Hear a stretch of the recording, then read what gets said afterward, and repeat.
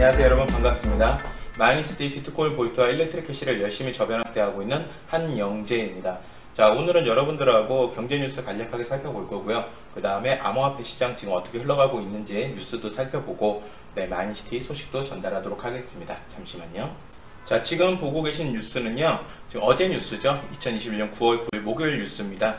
중앙은행이 돈 찍어서 자영업자 주라니 하는 한국은행 설립 목적을 흔드는 것이다 나오죠. 소상공인 대출을 해주면 정부가 채권을 주고 그 채권으로 돈을 풀게 되면 그 채권을 어떻게 한국은행이 사라는 얘기죠. 그래서 지금 보면 현재 한국은행법에는 국채, 정부 보증채만 매입이 가능하고 발권력, 즉 통화량을 돈을 찍어낼 수 있는 발권력이라고 하죠. 발권력을 동원할 때 통화 가치가 흔들릴 수 있다. 그런 내용이 담기고 있습니다. 지금 정치 얘기를 하자는 건 아니에요. 한국은행은 현재 양적 완화 정책을 조정하는 한편 소상공인 자영업자 채권을 매입하는 포용적 완화 정책으로 전환을 해야 된다라고 지금 정부에서 요구를 하고 있는 겁니다. 한은의 발권력을 바탕으로 현금을 살포하겠다는 뜻이다 라고 나오고 있고요. 그 다음에 여당에서는 한국은행이 자영업자 채권을 인수하는 구체적 방식 및 구조도 설계해 점검한 것으로 전해졌다라고 나와 있습니다.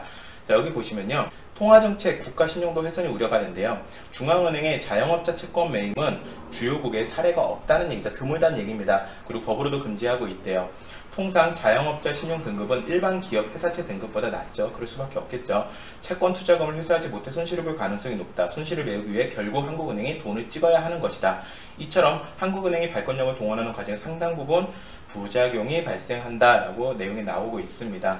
좀 더 자세히 볼까요? 지금 여기 보시면요, 한국은행이 돈을 찍어 시중에 살포하면 민간은행의 신용 창출을 거쳐 민간은행에서 신용 대출이 나간다는 거죠. 그 몇 배로 불어나게 돼 있어요. 왜? 저희가 양적 완화 공부했잖아요. 돈이 찍어서 대출이 나가면 그 대출은 또 대출 나가고 또 대출 나가기 때문에 통화 정책이 몇 배로 늘어날 수밖에 없죠. 그렇기 때문에 시중 금리와 물가를 밀어 올린다라는 얘기입니다.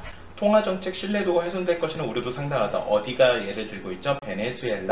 베네수엘라가 금융위기에 직면한 것도 중앙은행의 신뢰 훼손의 배경이 됐다라는 말이 나오고 있습니다. 자, 다음 뉴스도 한번 보시죠. 이번 뉴스도 눈에 들어오는데요. 어제 뉴스입니다. 영국이 세금 인상 카드를 꺼내 들었답니다. 코로나 청구서라고 불리네요. 코로나19 사태 극복을 위한 경기 부양책 시행으로 나라 곳간이 비었답니다. 그래서 이 세금 인상은 없을 것이라는 공약을 깨고 40년 만에 최대폭의 증세를 단행한 거죠. 자, 국민보험 분담금 비율이 1.25%포인트 인상되고요. 근데 여기 보시면 지금까지 국민보험료 내지 않아도 됐던 고령 근로자도 과세 대상에 포함된다. 배당 소득세율도 1.25% 올랐다는 겁니다. 그래서 이 돈을 바탕으로 해서 곳간을 다시 채우겠다라는 얘기가 나오고 있습니다.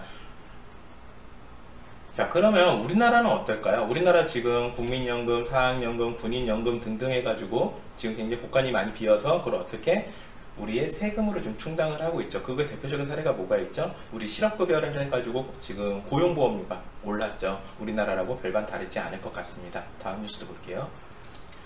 발전 연료비가 올라서 4분기 전기료가 오를 예상을 하고 있습니다. 자, LNG도 1년 새 2배 이상 뛰었죠. 이 그래프 보시면 여러분들 잘 아실 수 있고요.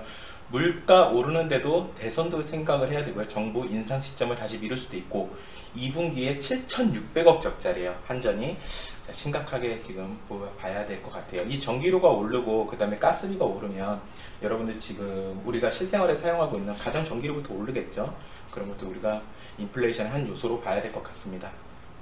자, 이 뉴스는 암호화폐 소식인데요. 실명계좌 코인거래소 4곳으로 끝이냐, 이 기사를 제가 보고 느낀 건데요. 일단은 4대 거래소라도 되면은 코인 투자자의 90% 이상이 이들 4대 거래소를 이용한대잖아요. 그쵸? 근데 이 4대 거래소만 왜 되는지에 질문이 되게 많았는데요. 여기 나오네요.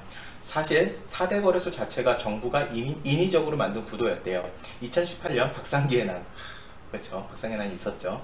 박상기의 난 이후 은행마다 실명계좌 발급을 전면 중단하면서 먼저 제휴를 맺어둔 4개 거래소가 선점 효과를 누리고 있다.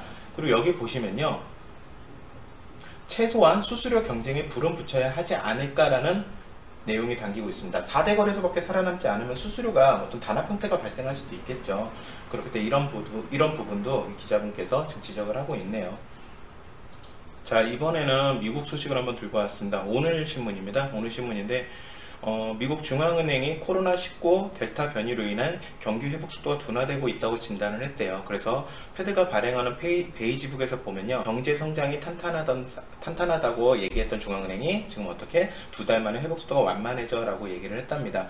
일손이 부족하니까 임금을 인상해서 그 사람들을 잡아둬야 되겠죠. 근데 원재료 값이 올라가지고 인플레가 압력이 심화되고 있고 테이퍼링 논의가 불투명되고 있다. 이 표만 보더라도 여러분 알 수 있습니다. 고용자 수가 지금 쭉 떨어져 있고요.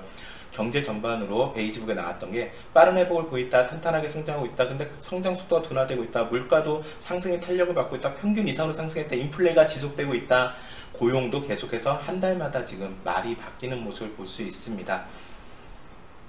자, 미국이 이렇게 하니까 어떻게 해요? 유럽중앙은행도 지금 보실게요. 유럽중앙은행도 채권 매입 규모를 줄인대요. 그래서 채권 매입 규모를 줄인다는 건 무슨 얘기냐면, 채권을 사야지만 내가 시중에 돈이 풀릴 거 아니에요. 근데 채권 매입을 줄인다는 거는 시중에 돈을 푸는 거를 줄이겠다는 걸 알 수 있습니다. 왜? 물가가 그만큼 빠르게 오르고 있기 때문이죠. 자, 보실까요?